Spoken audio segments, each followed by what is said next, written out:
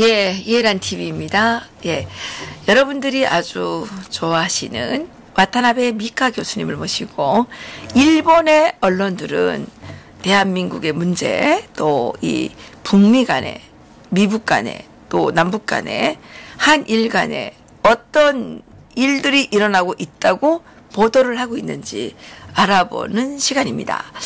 예, 제가 와타나베 교수님을 모시기 전에 예, 또 목구멍이 포도청이라 이 통일약과 좀 선전을 좀 먼저 하겠습니다. 예, 통일약과 지금 열심히 팔고 있고요. 다음 한 주 동안만, 예, 다음 한 주 동안만 택배를 보내고, 그 다음은 이 택배가 안 될지도 모르겠습니다. 그러니까 여러분들이 잊지 마시고 빨리 이 통일약과 주문 좀 해주시기 부탁드리겠습니다. 예, 세월이 지금 아주 팍팍합니다. 예, 문재인의 망국적 경제정책에 따라서 예, 많은 사람들의 등허리가 휘고 있고, 예, 지금 어려움이 가중되고 있죠. 그렇지만 또 우리의 민속 명절인 예, 이 음력설을 맞아서 그래도 우리 아이들에게, 우리 식구들에게 천년 이상이 된 이 통일약과를 꼭 좀 설명해 주면서 가족 간의 우애를 다지고, 예, 또 이 이웃들과 친구들과의 인간관계를 좀 더 달콤하게 부드럽게 만드는 계기가 됐으면 좋겠습니다. 이 통일약과는 개성식 약과입니다. 그래서 개성 지방에서 만들던 그 약과 방법으로 전통적인 약과 방법으로 만들기 때문에 저희들이 정말 열심히 밀어가지고 여러 번 밀어서 자꾸 겹쳐서 약과에 이렇게 켜가 많이 생기게 해가지고 만든 건데, 여러분 고려가 언제 때 국가인지 아시죠? 918년. 예, 지금 1000년이 넘은 예, 이런 예, 한국 전통의 과자입니다. 저는 한 가지 꿈이 있다면 이 한국의 이 약과가 코리아를 대표하는 상품이 됐으면 좋겠다는 생각입니다. 일본은 양갱이 있죠. 네. 예, 양갱 있는데 또 중국은 월병이 있고요. 코리아 하면 약과 이렇게 될 수 있었으면 좋겠습니다. 제가 아직 지금은 정말 아주 어려운 상황에서 약과를 만들고 있지만 언젠가는 세계적인 이 과자를 만들어서 꼭 코리아의 이름을 빛내는 약과를 만들겠습니다. 오늘 우리 와타나베 미카 교수님을 모시고 또 일본의 상황을 알아보도록 하겠습니다. 교수님 어서 오십시오. 안녕하세요. 네, 안녕하세요. 예. 네, 저도 약과 맛있게 잘 먹고 있습니다. 그래요, 예. 일본 사람들도 좋아하시죠? 좋아합니다. 그리고 예. 통일약과가 그 하나가 이렇게 이쁘게 작게 예. 되어 있는데, 네, 이렇게 돼 있죠. 하나 먹으면 굉장히 그 밀도가 높아서 예. 정말 맛있고요. 이렇게 돼 있어요. 네. 이렇게. 정말 이게 맛있어요. 커피에 네. 딱입니다. 네. 블랙커피에. 우리 이제 국민들이 이제는 커피는 뭐 생활의 일부분이 됐죠. 네. 거의 아침에 일어나서 커피를 마시는데 블랙커피가 건강에 좋다면서요.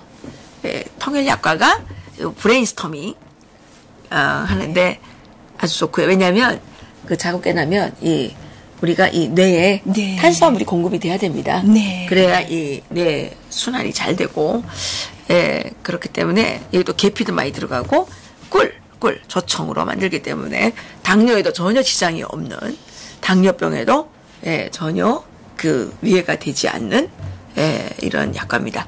그래서 건강한 음식이죠. 예, 그래서 그 일본에도 좀 많이 보냈으면 좋겠어요. 네. 네. 얼마 전에도 선물 드리니까 굉장히 좋아하셨습니다. 그래요? 네. 아, 감사합니다. 예. 오늘 어떤 소식 있으신가요? 네. 예.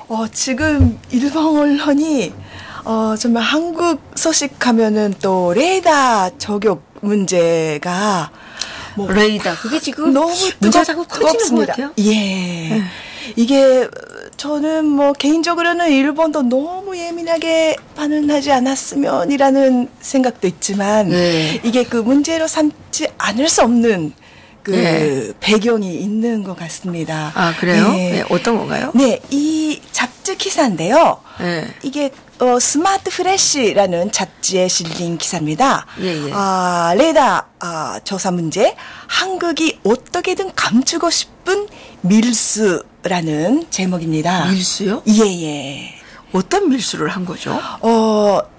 이게 그 레이더 저격 사건이 있었던 것이 네. 그 일본 그 페타족 해역에 있는 그 오장, 일본에서 굉장히 유명한 그 오징어 오장 중 하나입니다.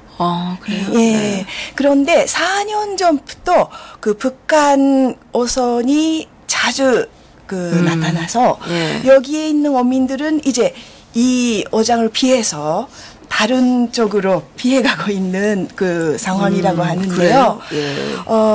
하여튼 여기서 그 포ton 그러니까 레이더 저격이라는 것이 그 하나 그 잘못하면은 이게 그 폭격으로 발전될 만한 일이지 않습니까? 그러니까, 그렇죠. 예, 그러니까 예. 미사일 발사할 때만 이렇게 레이더 저격을 하기 때문에 그 미사일 발사를 그러니까 공격 의사가 있을 때만 하는 것이라서 굉장히 이 확인됐다는 것은 이제 어떤 의도로 이런 행위를 했을까를 굉장히 놀라운 일입니다. 그러니까 전쟁 시 이 만에니 있을 수 있는 그런 일이기 그렇군요. 때문에 네, 하여튼 뭐 이런 그러니까 이런 무리한 일을 했던 것이 뭔가 이유가 있는 것이 아닌가라는 것이 이 기사의 내용입니다. 그렇군요. 예. 그럼 어떤 이유가 있을까요? 이유에 대해서는 안 나왔습니까? 여기에 한국 측에서는 처음에 이렇게 이야기를 했습니다. 그러니까 북한 어선에 대한 그 인도적인 구조 활동 중이었다. 이렇게 설명을 했다가 네. 나중에 그거를 철회해서 그런 그 레이더 저격 같은 행위는 안 했다. 이렇게 말을 바꿨습니다. 그러니까 처음에는 북한 사람들을 구조하려고 했다 이렇게 말했다가 나중에는 말을 또 뒤집어가지고 다른 말을 했다는 거죠. 네, 맞습니다. 그리고 어선을 인도적인 구조 활동 한다고 해도 이것이 그 해군이 해야 될 일인가 그런 의문점이 있고요. 그러니까 국방부가 해야 될 일이 아니고 만약에 이 어선이 전환했다 그러면은 구조 그 사인을 보내면은 그 일본 쪽에서도 항상 그 체크를 하고 있기 때문에 그런 그 전환 어선에 대해서는 항상 일본 쪽에서도 이렇게 구조 활동을 할 수 있었는데 그런 사인도 없었다는 겁니다. 그렇군요. 그러니까 아무 그 전환 같은 그런 아무 그 신호가 없었는데 이런 일이 일어났다. 는 것이 아무래도 이상하다는 것입니다. 네, 이렇게 분석한 것이 그 니시무라 군사 전문가 전 국방부 방위성 그 정보 분석관 군사 변론가인 그 니시무라 킹이치 씨가 이렇게 분석하고 있습니다. 네, 그렇군요. 그러니까欧米 위한 외화 획득을 그 경제 기준 중 하나로 생각하고 있는 김정은 위원장은 그 연료 부족에 의한 어선의 표류나 전환에 대해서 여러 가지 대책을 세우고 있습니다. 그래서 그 전환 시 그 연료 보급을 아마도 한국의 문재인 정부에 요청한 것으로 예상된다. 그렇고 말하고 있습니다. 그러나 이러한 그 연료를 주고받은 일은 그 유엔 제재에 결의안 위반이 되는 위반 가능성이 있습니다. 그렇군요. 네.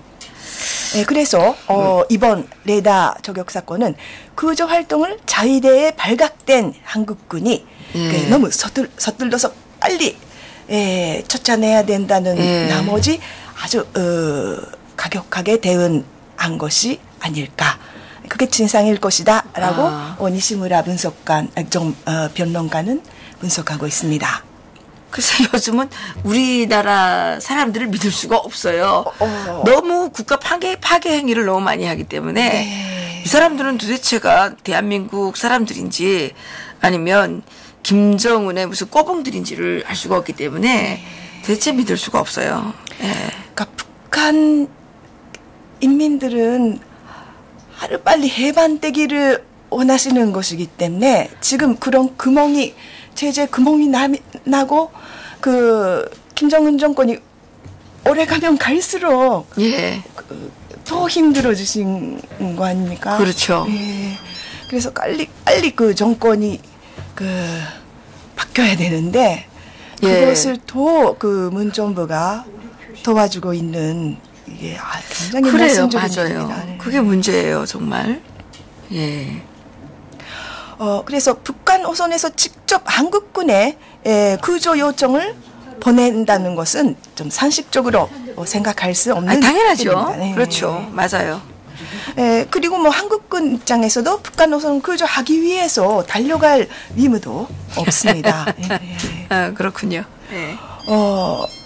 그래서 아마도 그 작년, 그러니까 남북 정상회담 시에 그런 그 전환당한 그 선박에 대한 보호 협정이 그 남북 간에서 이루어졌던 것이 아닐까라고 그렇게 지금 보고 있습니까? 보고 있습니다. 그리고 여기에 그 이토 가나자와 공업대학의 그 이토 교수님도 이렇게 포톤 전환 신호를 그 발신하고 부근에 있는 그런 배에 요청 이렇게 구조를 요청해야 되는데 그 일본 이지 안에 있었는데 해상 보안청에서는 하나도 그런 그 신호를 수신하지 않았습니다. 네. 그렇군요. 이게 지금 이 한일 간의 레이더 갈등이 그 운양호 사건으로 바뀌는 게 아니냐, 비화되는 거 아니냐, 이런 걱정들을 지금 많이 하고 있어요. 그래서 이제 추적 북한에 대한 그러니까 국방부 백서에도 북한이 주적이라는 말을 삭제했지 않았습니까? 그 대신 일본을 적으로 삼고 있는 것이 아닌가라는 그러니까 그렇게 그것이 북한이 원하는 바가 아닙니까? 이렇게 이간질을 해서 그렇습니다. 뭐 가끔 가끔 전략에도 이렇게 한일 간의 협조를 끊어버리면 그것이 원래 김일성 때부터 그런 전략 중 하나였기 때문에 그래요. 그러니까 이게 지금 이 레이더 이 문제가 정말 진실이 뭔지 빨리 밝혀줬으면 좋겠어요. 우리 맞습니다. 국방부도 자꾸만 뭐 없다 있다 이런 거짓말만 좀 하지 말고 진위가 뭔지 그때 그 레이더 그때 북한군 배가 거기 있었다는 거죠? 그러니까 북한 어선입니다. 어선. 그렇지만 북한 어선은 모두 군 산하에 있는 군이 관리하고 있는 것이기 때문에 그냥 순수한 어선인지 아니면 무슨 공작을 목적으로 하는 그런 선박인지는 알 수가 없는 것입니다. 어쨌든 이 레이더 갈등이 좀 더 심각한 방향으로 가지 말고 제대로 해결돼야 되는데 큰일이네요. 강제징용 문제도 지금 맞습니다. 참으로 복잡한데.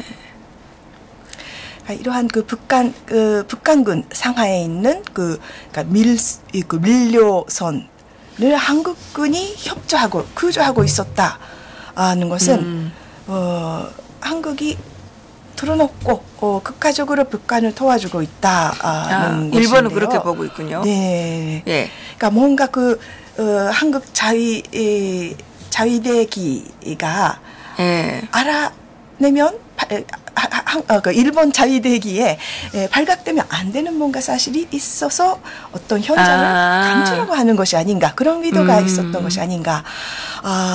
왜 이런 의심을 하냐면은 과거 수차례에 걸쳐서 석유 밀수가 빈번하게 일어나고 있지 않았습니까?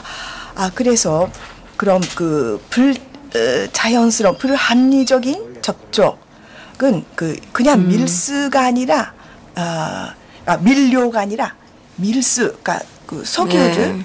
이렇게 석유라든가 연료를 이렇게 배에서 그러니까 한국 배에서 북한 배로 이렇게 주는 밀수가 이루어지지 않았는가라는 의심도 하고 있습니다. 네. 그러게요. 그러니까 작년 1월부터 7월까지 그 일본 방위성이 발표한 그 데이터에 의하면 북한의 그런 밀수 선박은 그 북한 그 선박뿐만 아니라 몰디브라든가 뭐 베리즈, 도미니카 등 다양한 국가 그런 성적을 가진 배에서 이루어졌다고 합니다. 그래서 뭐 아까 사진이 이런 식으로 바로 옆에 이게 바로 밀수 현장 아닙니까? 이렇게 바로 옆에 붙여서 이렇게 밀수를 하고 있는 현장인데 그 이런 일이 작년에도 굉장히 빈번하게 일산적으로 이루어져 있었다. 그러니까 이것이 그 일본 그 자위대가 이렇게 발견한 사례도 상당히 많았습니다. 국제사회가 어떻게 평가를 할지 추이를 좀 봐야 되겠습니다. 누가 거짓말을 하는지. 이게 지금 거짓말하고 있는 축이 있잖아요. 이게 지금 이게 한국이 지금. 맞습니다. 근데 그 미국 해군 전문가 그 이분이 그 해군 출신이 이제 한국이 잘못했다는 식의 인터뷰를 한 것도 있더라고요. 네네. 맞습니다. 그러니까 그 증거 영상도 국제사회에 이제 공개돼 있는 상황인데요. 무슨 사실대로 이렇게 그 밝히는 것이 가장 좋은 방법이라고 생각합니다. 그러게요. 한국 측이 지금 레이더를 쐈다는 거죠? 네. 그런데 지금 한국은 일본에서 쐈다 그러고 한국에서 안 쐈다 그러는 거죠. 그렇습니다. 그러니까 처음에는 인정했는데 처음에는 인정해서 나중에는 안 쐈다고.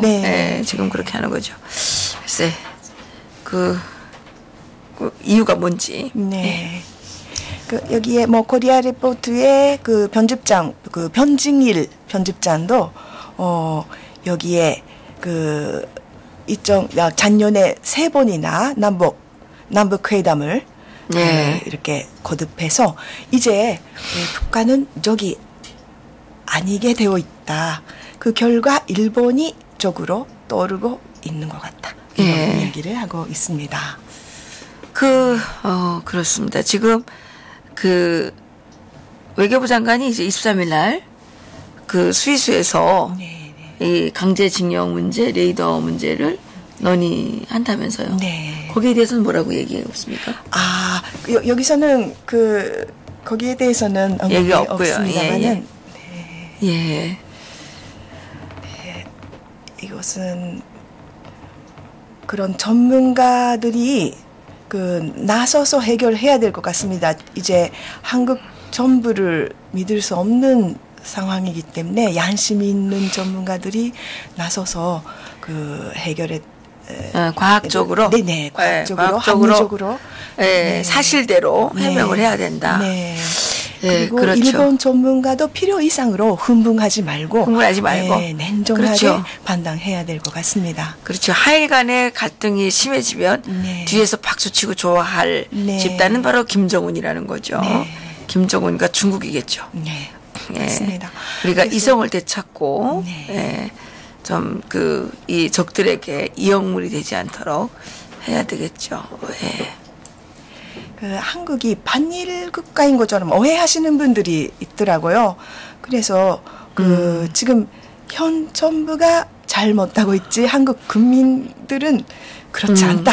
라는 이야기를 항상 저도 하고 있습니다. 그리고 그래요? 필요 이상으로 그런 감정 문제가 되지 않았으면 좋겠습니다.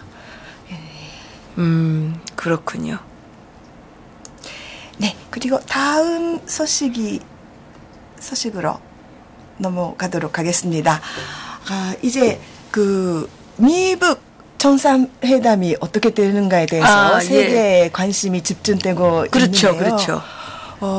이제 북한이 그 지금 베트남으로 급 접근하고 있지 그랬죠. 않습니까? 그 김현철 맞습니다. 외상이 그 베트남으로 가서 이제 그 회담도 하고 그 베트남 수상하고 회담을 하고 그리고 작년에 큰 행사를 했었다고 합니다. 그러니까 김일성 베트남 방문 60주년 기념식전을 크게 베트남에서 열었다고 합니다. 한국에서 별로 알려지지 않았는데. 네, 이게 그 일본어 뉴스위크에 실린 기사입니다. 예. 북한과 베트남이 급 접근. 다음 미북 회담은 리조트지 다낭으로라는 그 제목인데요. 그러니까 개최지가 베트남 하노이가 아니라 그 리조트지인 다낭이 부상되고 있다. 네. 이 가장 그 유력 후보지로 떠오르고 있는데 왜 이 다낭이 첫 번째 후보지가 되고 있는가라는 겁니다. 네. 그러니까 김일성 그 방문 60주년 기념식전이 작년 12월 3일 그 성대하게 열렸다고 합니다. 네. 그러니까 베트남 조국 존선 주한위원 간부회의 찬 타임만 위장을 비롯해 각 기관 대표들이 다 참석한 가운데에 위장은 베트남과 북한 간 전통적인 우호 관계는 호치민 주석과 김일성 주석이 가져온 것이다. 라는 발언을 했다고 인사를 했다고 합니다. 그 직전에 이용호 외상이 베트남을 방문해서 한빈민 외상과 회담을 하고 그리고 12월 1일에는 그 괭수왕 흑구 수상하고도 만났습니다. 그리고 이용호 외상이 뭐 관광지 그 하롯망을 견학도 하고 있습니다. 그러니까 이러한 그 북한 입장에서도 베트남과 그런 좀 특별한 관계가 있어서 그 후보지로 삼기에 좋지 않을까라는 이야기가 여기에 있고요. 그리고 이제 지금 베트남 입장에서는 그 2년 전에 김전남 암살 사건에서 베트남인들이 가담했죠. 베트남 여성이 그 가담을 하게 됐는데 굉장히 그런 그러니까 국가 간에 어려운 관계가 되어 있었는데 이거는 그 수명하에서 그 북한이 비밀적으로 그 베트남에 대해서 사죄를 했던 가능성이 있다는 겁니다. 그러니까 공개적으로는 안 했지만은 그 일에 대해서 북한이 그 일에 대해서 베트남에 대해서 사죄를 했기 때문에 양국 관계가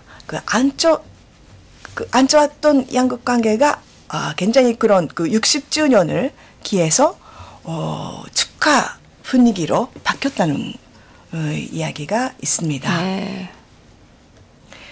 그러니까 비공식적으로 사죄를 하고 그리고 이해가 안 가는 것이 인도네시아 여성도 체포되었지만은 인도네시아에 대해서는 그런 정보가 하나도 없다는 그렇죠. 겁니다. 베트남 여성에 대해서만 사과를 했다고. 그래서 왜 이렇게 그 자존심이 높은 그 북한이 유독 베트남에게만 저 자세를 보였는가 하면은 그 개성 그러니까 관계 개선을 해놔야 될 사정이 있는 것이 아닌가라고 예측하고 있습니다. 네. 그리고 그 작년에 그 판문점 여기에도 좀 중요한 정보가 있는데요. 네. 그러니까 문재인 대통령과 김정은 위원장의 두 면만 이렇게 산책하면서 이렇게 대화를 그렇죠. 나눈 시간, 그 벤치에 앉아서 대화를 나눈 시간이 저기 있었는데. 트럼프 대통령이 네네. 문재인을 따라한 것 같아요. 네. 그게 멋있어 보였는지, 네. 그걸 왜 따라하셨는지 예, 모르겠습니다. 그러니까 그때 그러니까 발전소를 포함한 그 남북 공동 신경제 구상 자료가 들어간 그 USB 메모리를 그때 주었다는 겁니다. 네. 네, 그때 주었고 김정은이가 그때 그 경제 재건에 관해서 개방한다면 베트남처럼 하고 싶다라는 의사를 보였다는 겁니다. 그래요? 네. 네. 네, 뭐 아주 그 자세한 섬세 사실은 뭐 명확하지는 않지만은 그 개방한다면 베트남처럼 하고 싶다는 의사를 보였기 때문에 그때부터 그 다음 정상회담 후보지로 베트남이 떠오르고 있었다는 이야기가 여기에 나왔습니다. 아, 그러네요. 네. 네, 이게 참 위험한 발상들인데. 네. 예.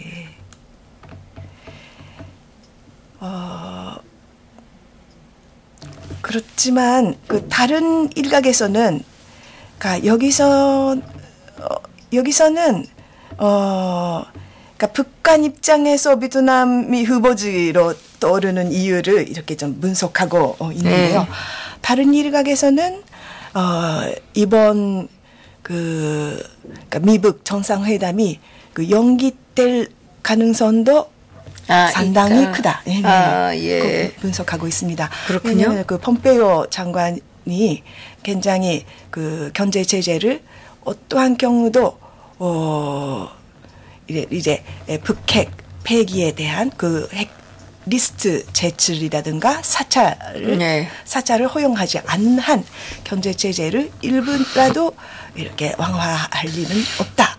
네. 명언하고 있기 때문에 네. 그 만약에 이번에 그런 실무자 회의에서 그런 그 전진이 안 보일 경우에는 미국은 그렇게 쉽게 정상회담에 응하지 않을 가능성도 있다. 네. 그렇군요. 그런 분석도 네. 있습니다. 네.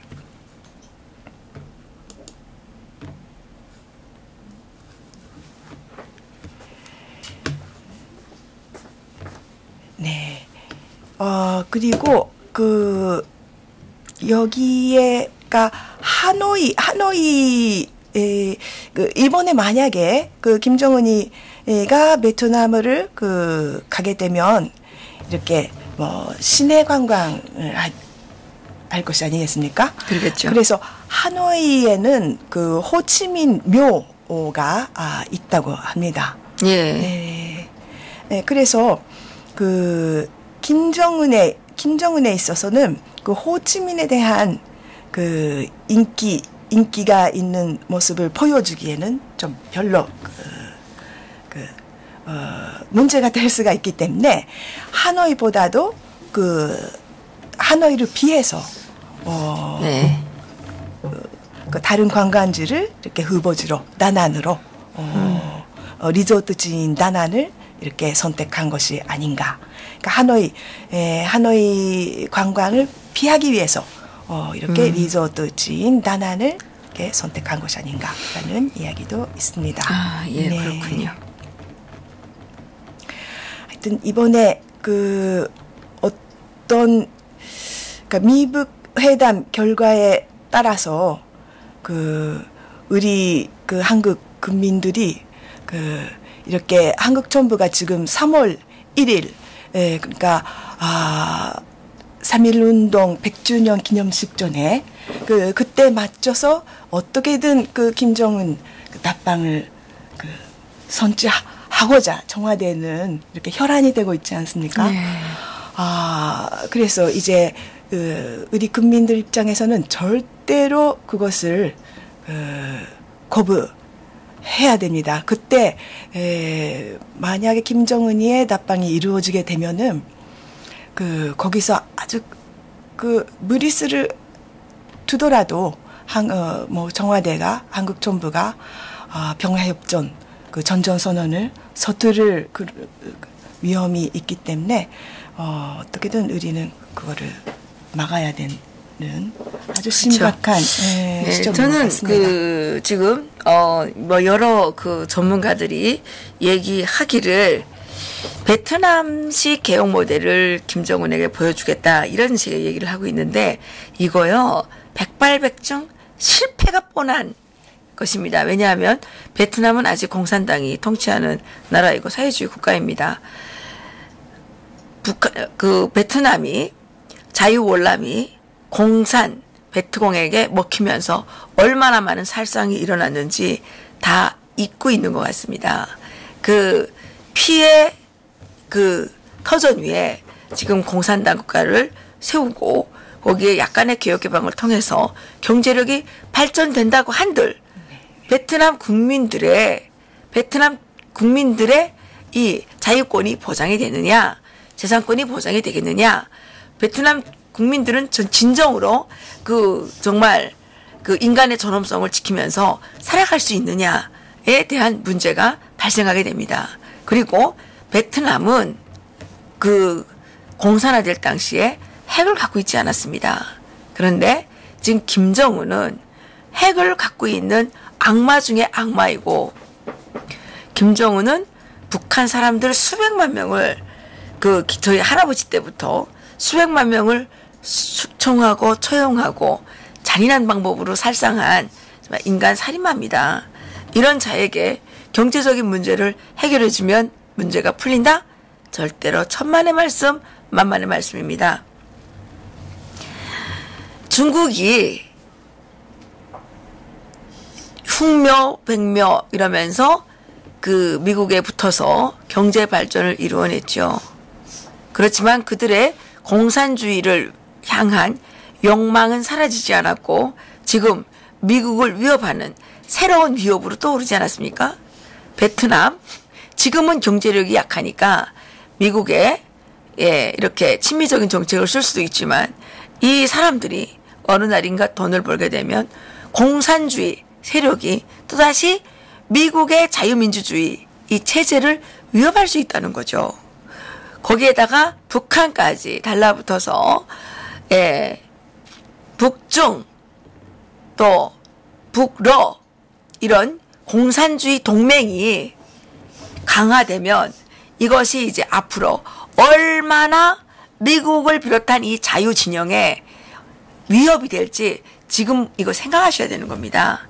지금 트럼프 대통령이 혹시라도 인기에 연연해서 혹시라도 자신의 이 기간 동안 어떻게 하나 이렇게 모면해 보겠다는 얕은 수에 따라서 김정은과의 이 핵 협상을 엉망으로 망친다면 당신은 역사의 죄인으로 남을 것입니다.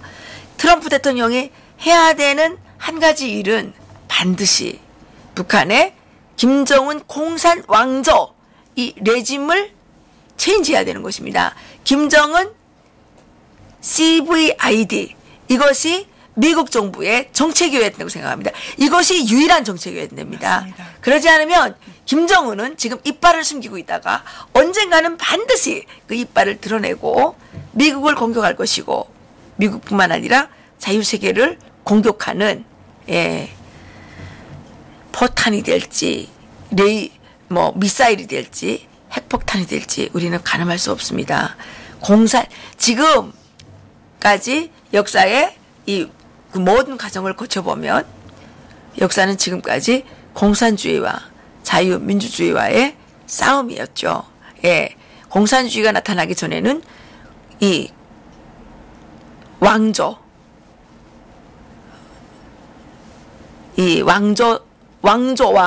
왕조와의 싸움이었고 이 왕조나 공산주의나 비슷한 거 아닙니까? 전제 군주 이 왕조와의 싸움이었고 그 왕조가 지금 또 다른 공산주의의 이 가면을 공산주의로 이렇게 이제 변형이 된 거죠. 네. 우리는 항상 전체주의와 이 개인의 자유를 위한 이 자유주의와의 이 투쟁의 역사 속에서 이 발전해 온 거 아닙니까?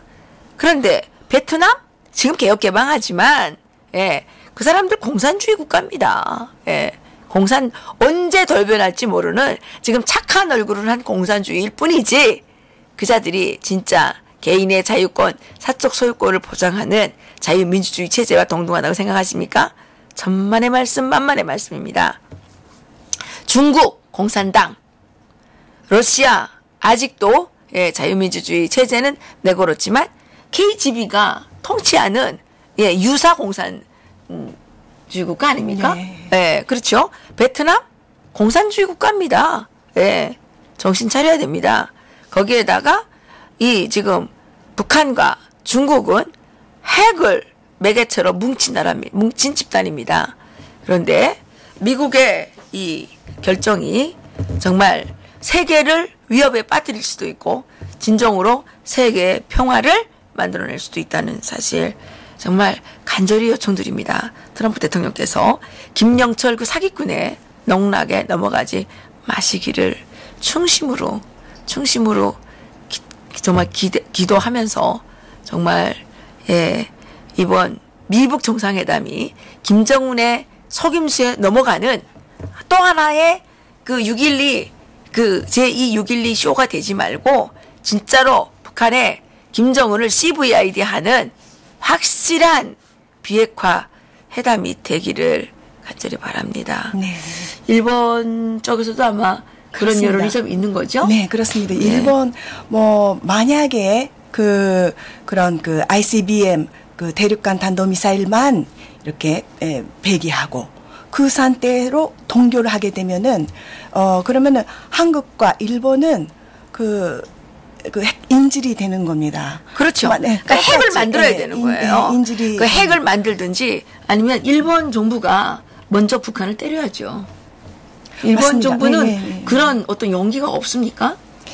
그러니까 미국에 어떻게 나오는가에 따라서 이제 그 일본도 그런 선택을 할 수도 있다. 선택을 할 해야 수도 된다는 있다. 의견들도 그렇죠. 나오고 있습니다. 그렇죠. 내 앞에 지금 당장 그 살인자가 나타났는데 미국 눈치만 보면서 이따가 내가 죽게 생겼는데 그렇게 있을 수 있습니까? 미국은 착각하지 말아야 됩니다. 공산주의자들의 그 눈속임에 넘어가면 안 됩니다. 물론 그렇지는 않겠지만 예. 사회주의 국가 베트남을 추종한다는 김정은의 전략이 뭔지 벌써 보이지 않습니까?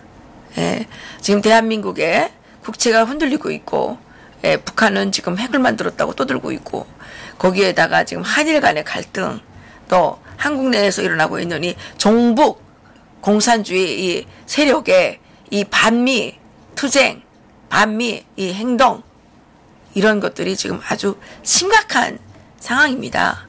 트럼프 대통령께서 하루빨리 김정은을 CVID 해주는 것만이 베트남과 중국과 이 모든 이 공산 국가들의 경종을 울려서 미국이 정말 세계의 자유와 평화를 세계 인민들의 세계 그 인류의 자유와 평화를 선도하는 그런 게 되지 않을까 저는 그렇게 생각을 합니다.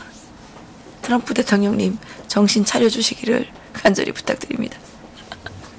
예, 트럼프 대통령께서 저보다 많이 아시겠죠.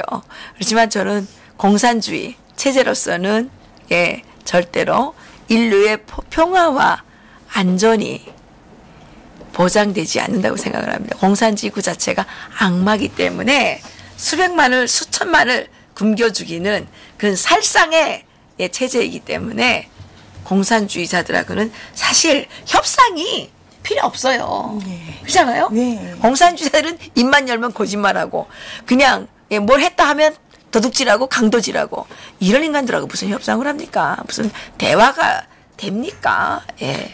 우리 바짝 더 정신 차립시다. 예.